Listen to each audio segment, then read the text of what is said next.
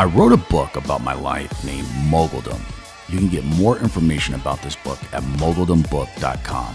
I talk about acquiring a knowledge of self, self-determination, and building a business over 10 years. There are some gems in this book that you don't want to miss. One way to support the Go movement in this podcast is to go to moguldombook.com, buy the book on pre-sale to support the Go movement. Let's go. You're listening to Go with Jamarlin Martin. We have a go hard or go home approach as we talk to the leading tech leaders, politicians, and influencers. Let's go. Today is going to be a solo podcast. And the title of this podcast is Facebook and Reverend Wright was always right. So let's dive right into Facebook. So Facebook, they come out with a ban against Minister Louis Farrakhan, and they also ban so-called alt-right folks or far-right people like Alex Jones. There's some other folks in there, but it seems like they had to deliver someone that's not on the so-called alt-right or far-right. They had to deliver something to make it seem like it was even. So Farrakhan was sacrificed in a sense where, when their people get banned, they're going to come back and say, look at the black people over here talking about this, talking about that. So this has been going on for a while. So, of course, I've been in tech and digital media for a very long time. And so, this kind of back and forth over censorship issues has been going on. And they've been calling for Farrakhan every time they get arrested. When the Facebook police arrest members of their community for saying something that's edgy or racist or whatever, they want to find people in the black community who, hey, look at them over there. And so this Facebook censorship move, this is a big deal. This is not something to play with. This is a really big deal. And your leaders are too old. Many of them are too old and too compromised and too conflicted and too selfish to get a handle on this issue. For example, Chuck Schumer, Facebook donated, tens of thousands of dollars to his campaign. His daughter works at Facebook. You guys love the Democratic Party. Well, one of your leaders, or the leader in the Senate that's banging for the Democratic Party, he's taking money from Facebook. He's giggling with Facebook. His daughter gets a job at Facebook. And when Mark Warner, a senator from Virginia, wants to investigate Facebook, he tells Mark Warner to back off. Nancy Pelosi, after the scandals break out, her and her husband, the Pelosi family is buying millions of dollars of Facebook stock. They don't care about the headlines. They don't care about Cambridge Analytica. They don't care that the election could have been altered with Facebook's greed. And they don't really care about policing Facebook because a lot of your Democratic political leaders, they're in the bed with Facebook. Facebook has a big wallet. They have hundreds of lobbyists. They even hired a guy by the name of Neil Potts, who's their head lobbyist now in D.C., their head of public policy. So they put the black guy out front to see if they can get, lower fines or a lower penalty. It's probably going to look better with a black guy. A lot of times they call us when it's time to get some leniency. So now you want to be about diversity now that you're in trouble. So you're going to get a black guy out there to lobby for you, right? And so the people see a black guy, maybe I don't go as hard on Facebook because, look, they're hiring a black guy. So this Facebook issue, needs to be put in the context of mass incarceration. So let's rewind the track here. Your Congressional Black Caucus all-stars, bootlicking Charlie Rangel and many of them, they are in the bed with the Clintons. They pray to the Clintons, right? They need the Clintons. They love the Clintons, right? So many of them supported mass incarceration or the Clinton crime bill, which was a big piece of mass incarceration. Set things in motion, set it up. So at the time, your Negro leaders, they must not have an understanding of the history of America, where if there's some good ideas that can come up where, hey, it sounds good, we're going to reduce the crime in the hood and the crime is going to go down and all the bad people are going to, be put behind bars and this and that and everything's going to be fair.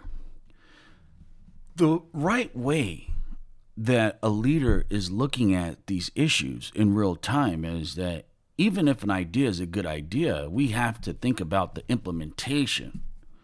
Do you trust this beast here in the United States?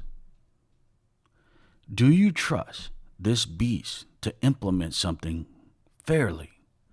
So if you're going to go start locking people up and kind of, give Bill Clinton what he wants politically. So, Trump has built the wall, but Bill Clinton had his own built the wall in terms of Sister Soldier and how he manipulated that issue and how he manipulated the Clinton crime bill. Hey, I can pull some of these MAGA voters in if I'm tough on crime, if I'm tough on you. Okay, so the Congressional Black Caucus, they go along with this. So there wasn't a big consideration that can we really trust the structure and the system in America to implement this reasonably, fairly? Or this beast has not changed, right? Clinton's elected, but the beast, the systems, the structure, it doesn't change, right? The structure is the same. So the mindsets are the same. The Negroes and their allies in the Democratic Party, they get it wrong.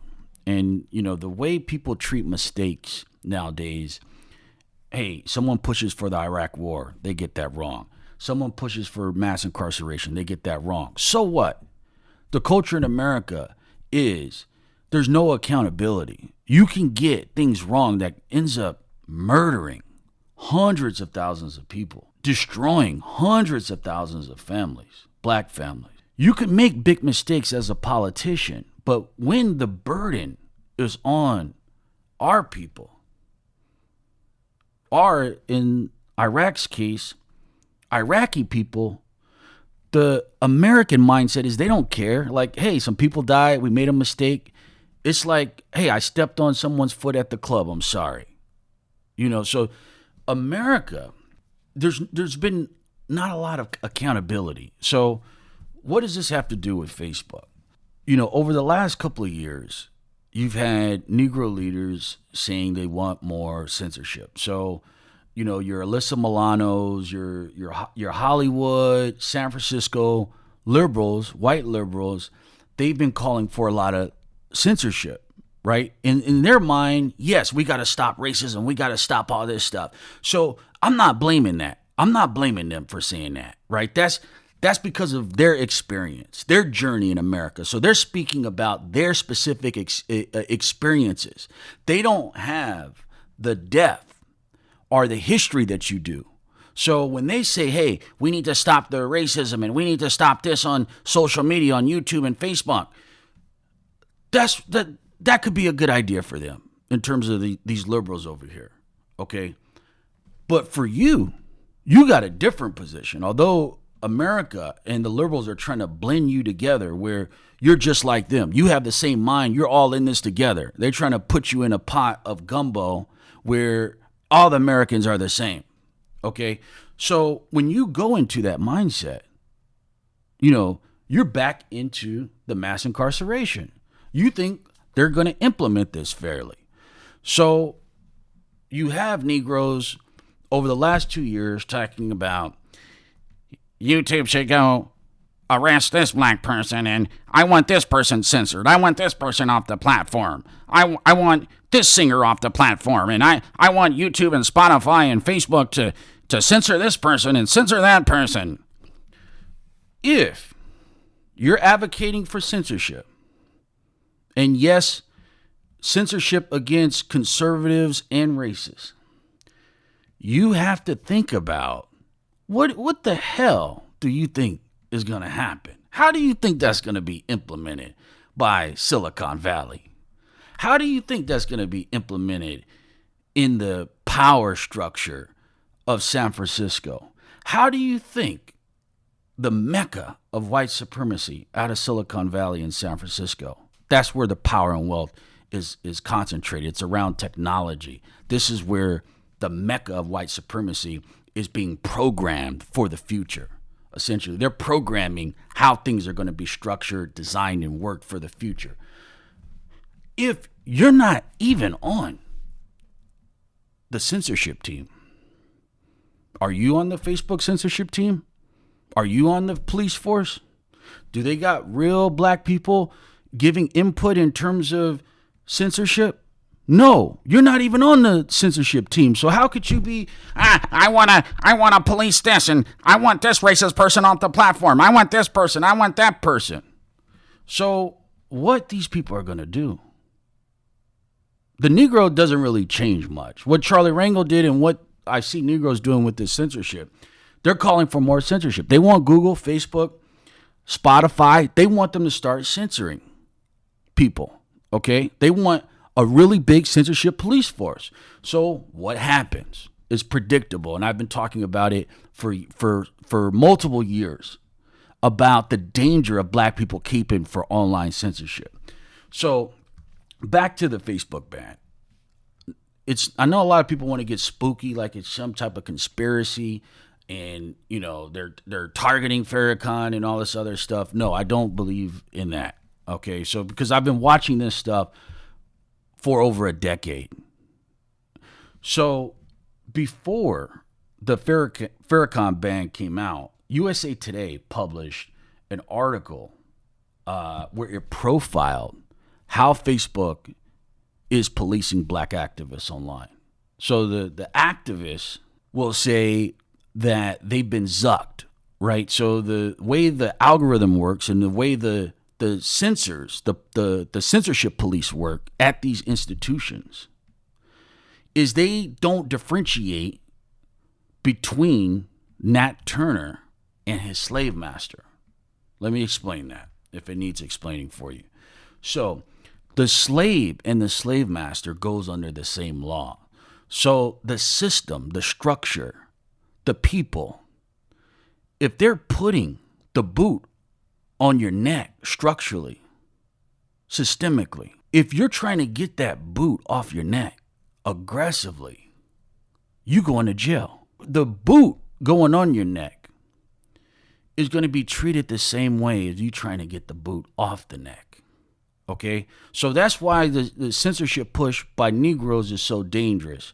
You would need to really understand the history to say, hold up, even if Roseanne Barr uses the N-word, even if these people say these things or whatever, you better be careful, because what they're going to do is they're going to tighten up and Frankenstein the people with money, jobs, economic insecurity, and their algorithms, what shows up in the search engines, what's allowed on social media. They're going to Frankenstein the people and force you into, you have to be like Cory Booker. You have to be like Bakari Sellers on CNN, who called the great Congresswoman Omar ignorant for speaking up against AIPAC. So the checks and the people who are going to be allowed to speak, they're not going to be about freedom, justice, and equality. The people that is going to be allowed to speak online on social media, if you keep on pushing the censorship stuff, it's going to be people who are non-threatening. It's going to be people who cannot really confront the power establishment, the real people who are designing and running this structure in America. So you have to be very, very careful with these Negroes caping for more censorship. You have seen over the last couple of years a situation where Lamont Hill, he speaks up for the Palestinians at the United Nations. He loses his job at CNN. Tamika Mallory, she wants to build bridges with Minister Louis Farrakhan. Alyssa Milano and the San Francisco and Hollywood liberals, they say they won't associate it with Tamika Mallory because she's associating with this religious leader. Okay? So they have the ability with the power structure within the Democratic Party and the culture and business where they can, whether it's intentional or not, it doesn't matter. So they can mold black thought where we want black people to go to this side. We want them to be non-threatening. Okay? So let me give you an example.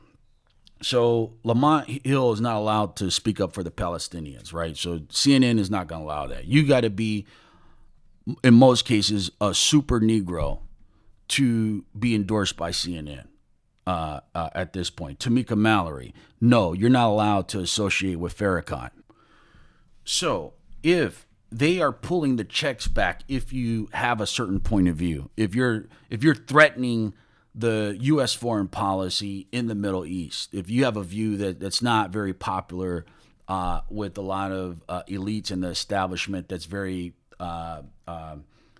supportive of a particular view, of an apartheid point of view. So I pull back the check. I pull back your jobs. I pull back this. I cut you off from communicating on Facebook. The people are locked into the system. The data's all there. The people are already comfortable. Now I'm going to block you off from communicating about things related to real freedom, justice, and equality. If you're really banging about this stuff, they have the ability, of course, to cut you off. So why is it so dangerous? And why is this Facebook thing part of a pattern?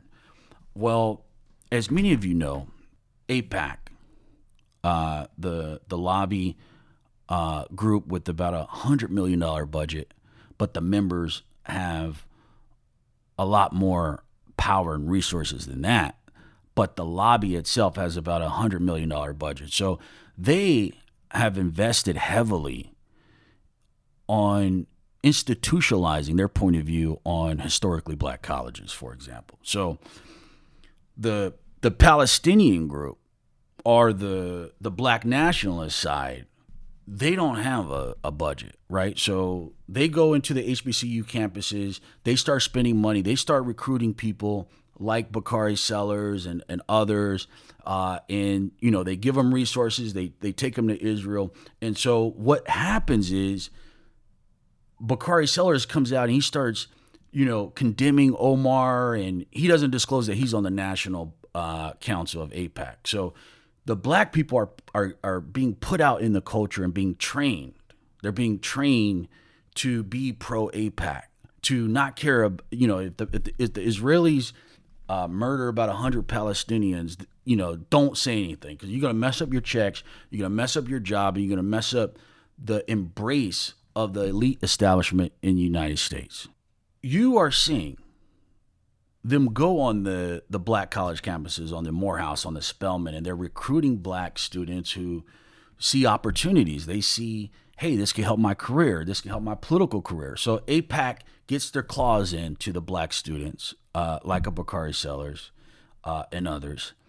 And their mission is to trick you into supporting one side. And so whether it's the employment at CNN or the Million Women's March or AIPAC being on the campus, but the opposing side is not being on the campus, what this is leading to is imbalances, right? So the wealthy and the powerful, they can control the messaging. They can Frankenstein the black population because you want money. You want money like them. So if they are the bosses, they control the institutions. They control what you see, what you hear in a lot of cases. That's what makes this Facebook thing so dangerous. So if you're out there talking about Silicon Valley, you're out there talking about white supremacy, the Negroes caping for censorship, all that's going to do is your people going to jail first. Now you may see Alex Jones and some racist white folks go into the censorship police department and they get banned, but Negroes, you going to jail too. Your best, your most courageous soldiers and thinkers, you're setting up an online mass incarceration for them. So, we have to be very, very careful of these censorship moves out of Silicon Valley. The last point I want to make about Facebook is that it's not me saying that you can't trust Facebook to be the censor. So if Facebook and the people who are on these teams, if they're the ones doing the policing, then it's better to have less policing in general because it's going to have a disproportionate impact on us. And so it's not just me saying this. You would have to go to the U.S. government. So the U.S. government has come out and said that Wells Fargo was systemically discriminating against black loan applicants. The U.S. government sued Honda Motors for being biased in their auto financing program. The U.S. government was going to look into Airbnb because of systemic apartheid system where if the natural American behavior plays itself out on these tech platforms, you will see that mindset creating a structure that was not even intended, but it's the natural American mindset. You let it kind of germinate or fertilize, and Airbnb had a big problem with white apartment owners or condo owners or house owners. They did not want any black people on their in their house or apartment.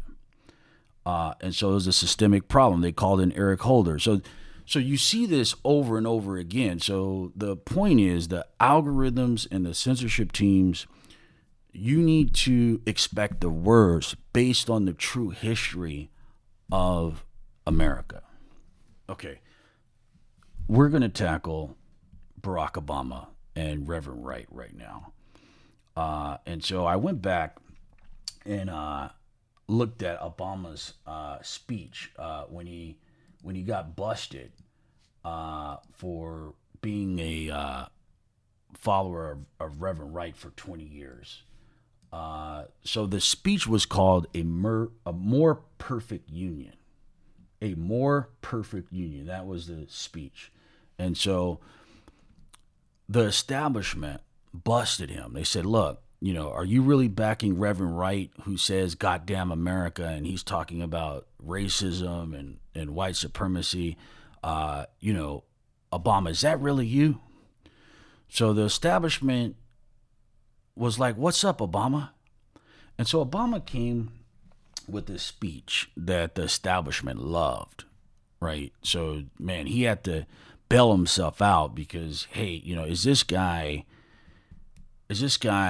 really, about all Americans? Is he really kind of one of us, right? So the Joe Biden and the MAGA light voter, they were feeling insecure about, hey, is this guy a radical? Is he really could he be about that life, speaking up hard for black people? Could he have a hidden agenda where he really wants to, bang for his people and bang against white supremacy? Okay, so Obama comes out with this speech, and what he said, let me pull this up here, in so many words, that Reverend Wright was acting like white racism was endemic to America. And so Obama said he did not believe white racism was endemic to America. And so let's go to the definition and break this down. Of a disease or condition regularly found among particular people are in a certain area, belonging or native to a particular people or a country, characteristic of prevalent in a particular field, area, or environment, restricted or peculiar to a locality or region. You may ask, you may not even know that Obama said that. So, how I look at Obama's lie, this was a lie. Obama didn't really believe that. Okay? So, Obama, this is the guy that took Malcolm X speeches from the movie Malcolm X, or took words from the movie Malcolm X, where he's copying Malcolm X in his speeches to get voters lined up. That's his mind naturally references Malcolm X. In Barack Obama's book that came out in 1995, Dreams from My Father, and I read this book several years ago, and I knew Barack Obama had put a battery pack on himself, meaning that Barack Obama has tapped into a knowledge of self. Okay, this guy, the Republicans were right, meaning that the Barack Obama that was presented to America, there was someone else inside that mind and body that had tapped into a knowledge of self, the same knowledge of self or a similar knowledge of self as Malcolm X. It looked different. It's more closer to the establishment wanting to work within the system, but Barack Obama tapped into the same source that Malcolm X tapped into. So here's Barack Obama in his book, Dreams from My Father. He's talking about the Nation of Islam and the Final Call newspaper.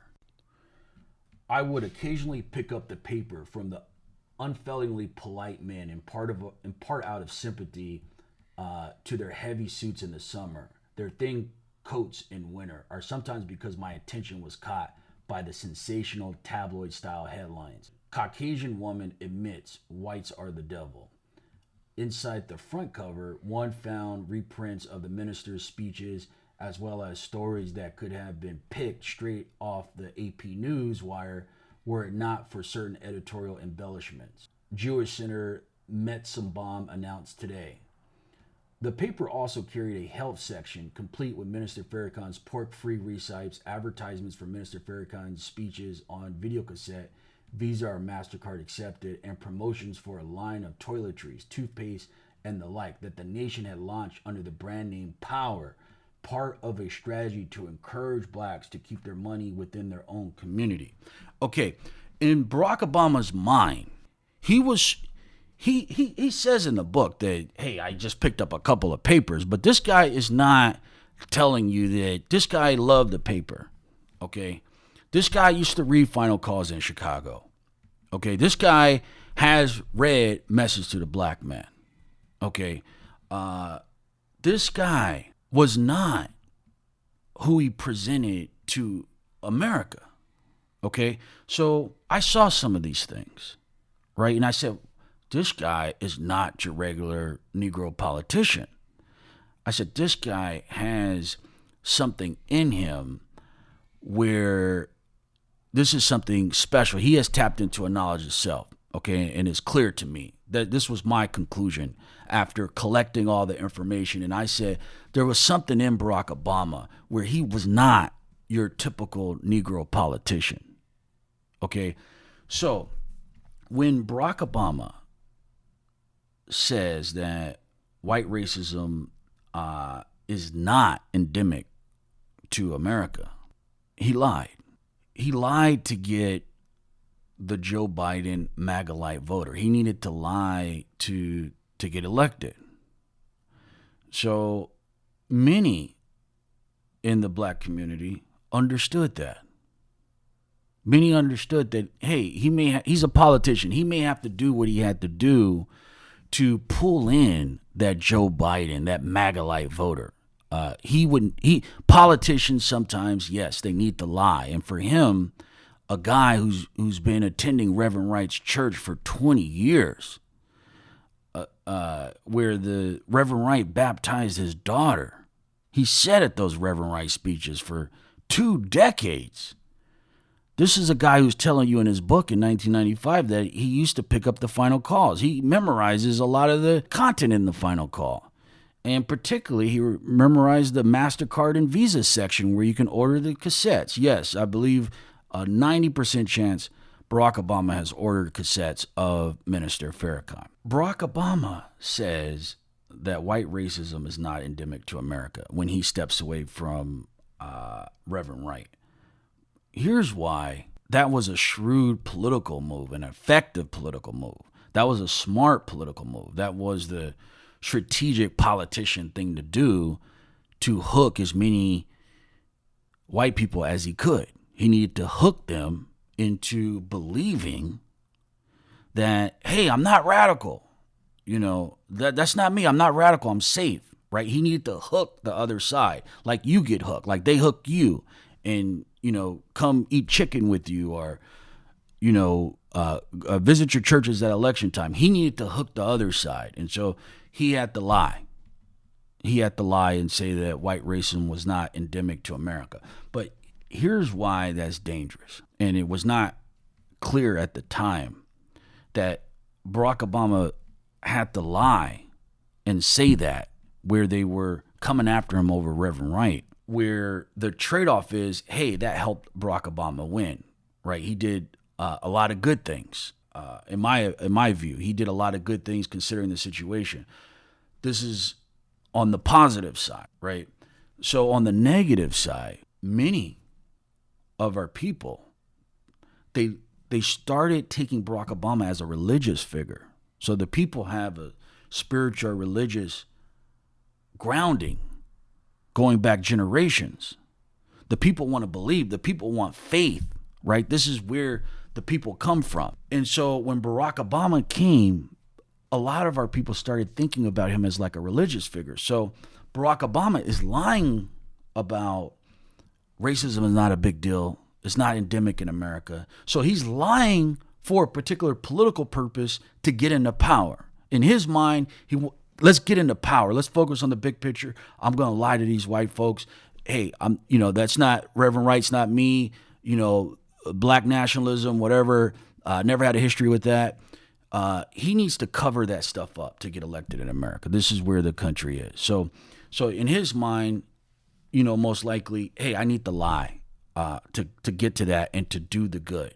Okay, I need to trick them. So if Barack Obama lies to the people and says that, hey, this is a country that allows, or Michelle Obama in her speech allows for a descendant of slaves to be in the White House. This proves Michelle Obama's claim, and in some ways Barack Obama, is that because America allowed a black family into the White House, this shows how gracious, this shows how great America is, because look, you got black folks in the White House. This makes America great, and it's proof that the country is progressing.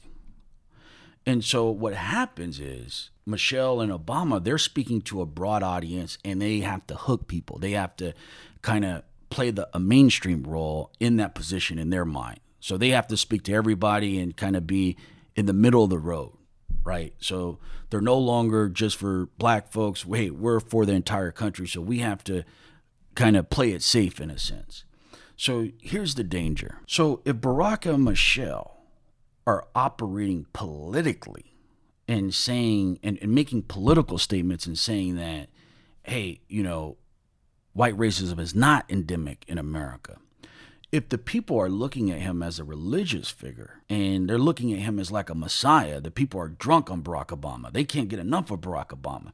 So if the people are intoxicated with Barack Obama, when he makes lies or when he makes political statements that looks at the kind of, in his mind, the big picture, some of the people can take that speech or take those words as if the structure and the systems are changing. Many of our people, they have a bias towards symbolism over substance, symbolism over structural reform.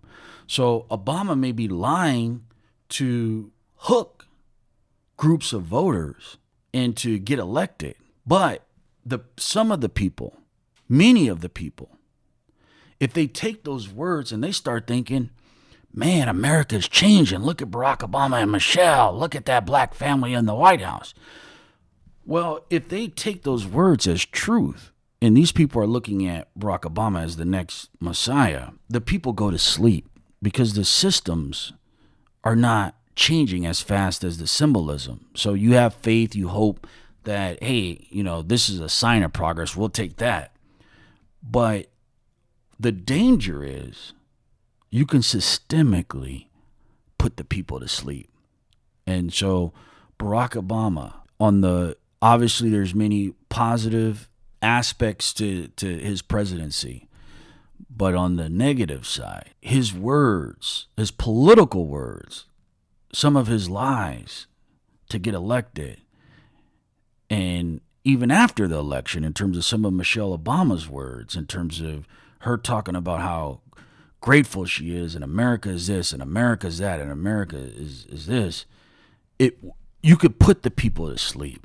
Okay, you've done a lot of damage in terms of making people believe that the systems and the algorithms and the structure and the financial institutions and the loan managers and the folks who are hiring and firing and all throughout the economy, this stuff is not moving.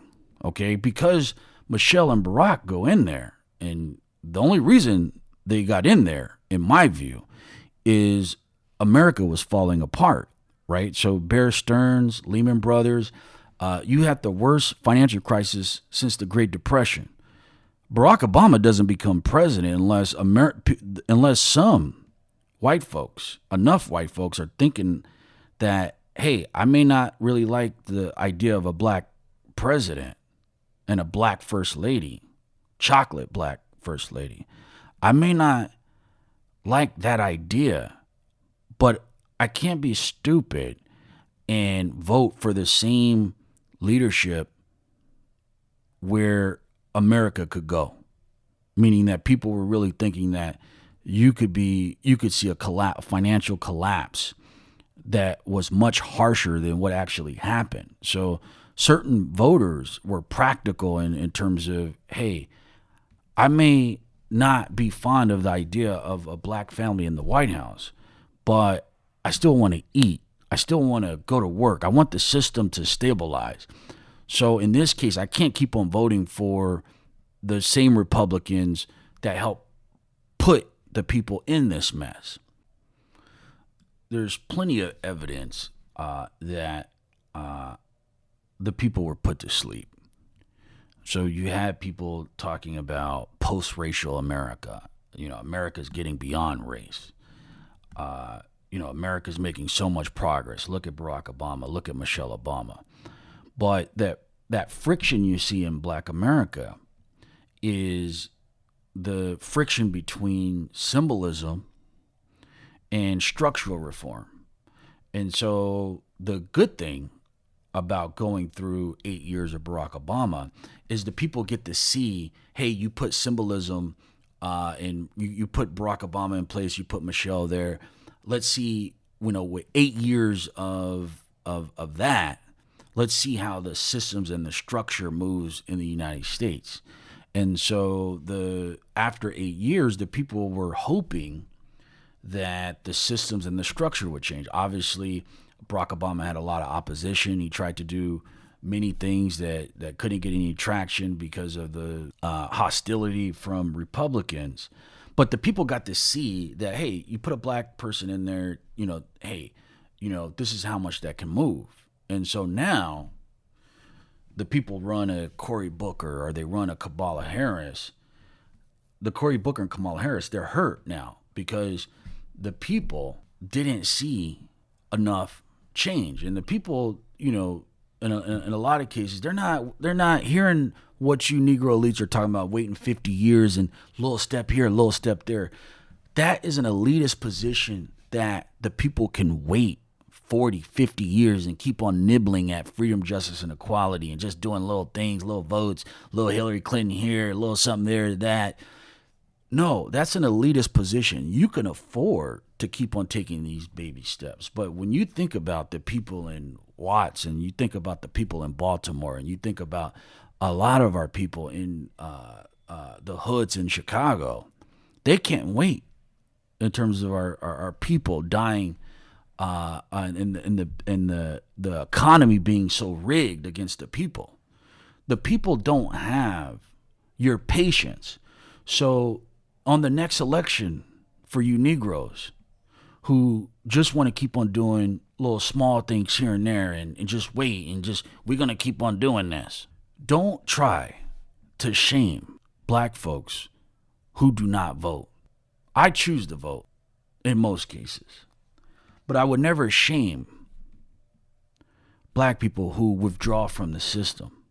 You don't have a automatic Democratic Party kind of gun to your head where you have to vote and you're going to just keep taking the lesser of two evils until you die and pass that on to your children. Just vote Democrat. Just vote Democrat. No matter what. Just keep on voting Democrat. We're going to keep on doing this until we die. Okay, let's pass this on to the children. Let's pass this on to the grandchildren. Just vote Democrat. Just vote Democrat. So, yes, the vote is a weapon, but not voting is also a weapon. That's one of your options. So if you have an issue with Chuck Schumer, if you have an issue with Sherry Bustos, who runs the DCCC, if you have an issue with Nancy Pelosi, if you have an issue with Dianne Feinstein, if you have an issue with the true rulers of the Democratic Party and their lobbyist friends and allies, foreign countries, and corporations, if you have an issue with the rulership in the Democratic Party, you can choose to vote for someone to take out these corrupt and impotent leaders. You can vote. Or if there's not a good option from your individual view, you can choose to stay home. It doesn't make sense for the people to worship Malcolm X, to worship Muhammad Ali. You worship all these people when they're dead. But when it's time to take a more radical, a more aggressive stance against the Democratic Party in America, you're scared to do that, right? You just worship dead leaders when they're gone. But the people who have more radical views, including not voting, meaning that the option of voting for a Chuck Schumer, Nancy Pelosi, Sherry Bustos, I don't want to just, it's not enough for me to get another Bill Clinton, a Joe Biden, a Hillary Clinton. It's not exciting for me. Not the change in the vision that you're offering, it doesn't excite me. That is an okay position. Okay, the last thing I want to talk about is false moral equivalency. And so another thing I spotted in the Barack Obama speech, a more perfect union speech, was Obama comparing the great Reverend Wright's speech to racists. So not only white people did that, right? You expect white folks to look at that and like, oh man, that guy's radical. You know, he's talking about racism and that sounds bad. But Barack Obama himself in the speech compared Reverend Wright's words to racists. And Michelle Obama, in her book, her highly successful book, when she touched on Reverend Wright, her former pastor, she compared Reverend Wright's speeches to stereotypes that white people have of black people. And so you're starting to see more and more Negro elites. Charles Blow in the New York Times, he called Nat Turner a mass murderer. That could just be like a simple Twitter mistake, but you're starting to see a pattern of Negro elites say that when the black person is using language, aggressive language, trying to get the boot off her neck, and I'm not talking about that little play stuff that you're talking about. I'm talking about more of institutions, right? The institutionalization of white supremacy. I'm talking about systems. When the Reverend Wright speaks out, Barack Obama and Michelle Obama both said that it's comparable to white people stereotyping black people. And so this is problematic. This is super dangerous because the black people who have a history of vicious oppression, slavery, the institutionalization of white supremacy, that is not comparable to someone at Google or someone at Facebook not hiring a sister because she has braids or because she's from Compton. The data says that there's discrimination based on your resume, what type of stuff you reveal. The black names, they get penalized more. That's what white folks are saying. That's not me. That's not any black people. That's what the white folks have said with the data. But if the people that lack power and they're trying to challenge the people entrenched within power, Barack Obama and Michelle Obama and others are starting to say that this stuff needs to be put into the same pot of gumbo. It's like the same thing. We're all the same. We all have the same power and the structures. There's no real nuance. The white American and the black American, there's no nuance between them in terms of the history. So this, you should really look out for people, mainly people who are getting checks. There's going to be more so folks who are eating well and getting good checks, and they're endorsed by the establishment. They're more likely going to say, hey, when Reverend Wright talks about white people, it's just like the KKK are white folks talking about black people. There's no real difference. There's no real nuance. So I'm going to leave this episode with the Reverend Wright. The great Reverend Wright was always right. Let's go.